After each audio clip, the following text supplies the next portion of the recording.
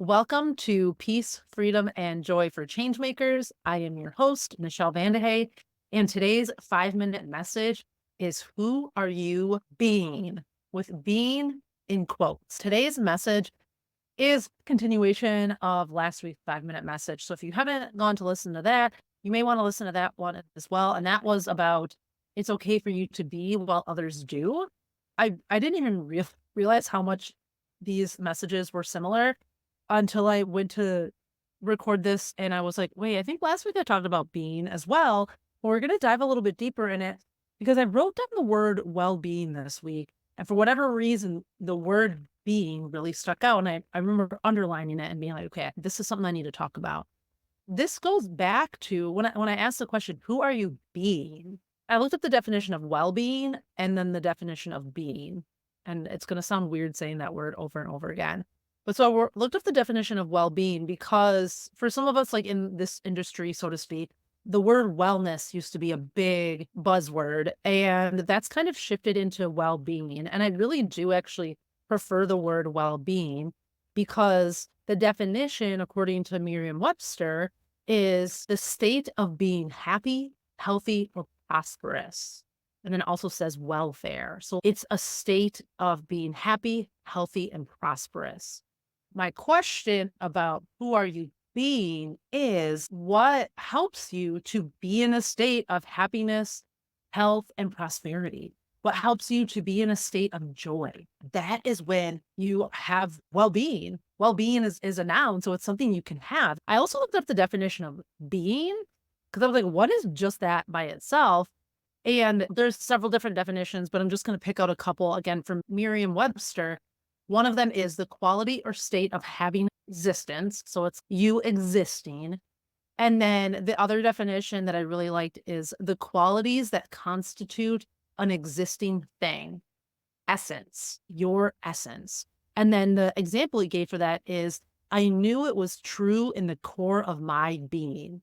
And how often have you said that? You knew this to the core of my being. And oftentimes when you hear that phrase, the core of my being, it's really like, who am I? Who am I at my core?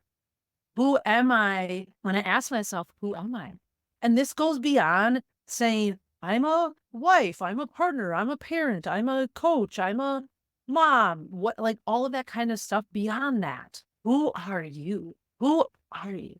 And oftentimes, as change makers, you are the people that can get maybe lost in your work. You forget who you are outside of your work. You forget who you are outside of your mission. And that's really common. It's so easy for that to happen. I remember when I was my nephew's primary caretaker, he had significant special needs.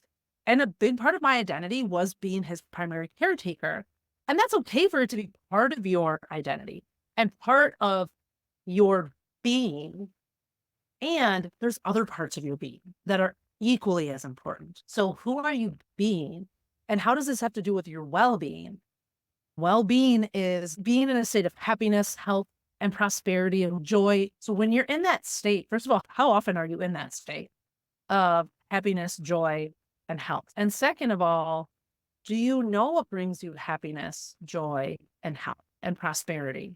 If you don't, oftentimes it's because you're getting lost in your work. You are attaching your beingness to what you do.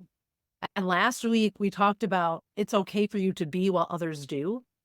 This is along the same lines, is that your being is not only about what you can do. So ask yourself, what brings me the most joy?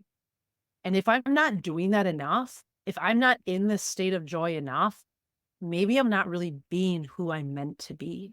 Maybe I'm neglecting myself. Maybe I'm neglecting my identity of who I am. And oftentimes we do that. It can be a trauma response. It can be your conditioned self showing up to protect you from getting hurt again, from being in your authentic self and it not working out. So if you're not doing these things, and maybe what brings you joy now might be different than what brought you joy before.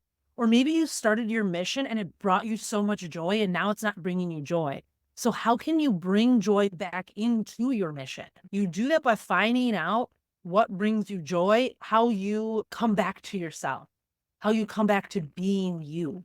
And what is that for you? Some of the things for me, dancing. Dancing brings me joy. Also, when I talk to my parents, I like to be moving. And so it's like, that makes sense because a lot of times when we're kids, especially young kids, we are in our authentic selves more. We are more focused on being than we are doing. Another thing that absolutely love is being outside in the garden. This morning, I got to go out to the vegetable farm that I do a work share for.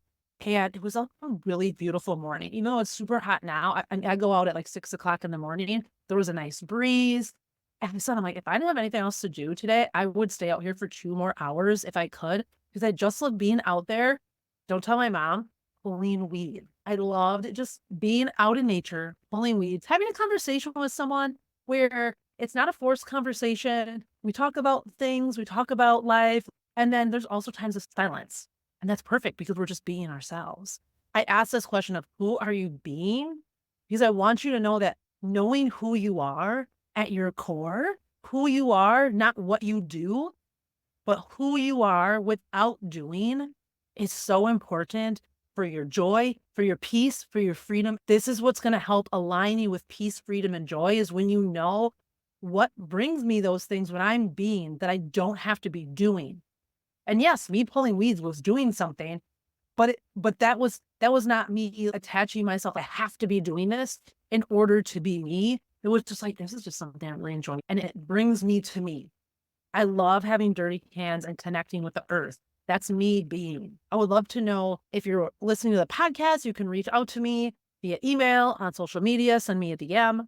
What is one or two things that bring you joy or that this is me at my core. This is me being me without having to do anything, without expectation of doing.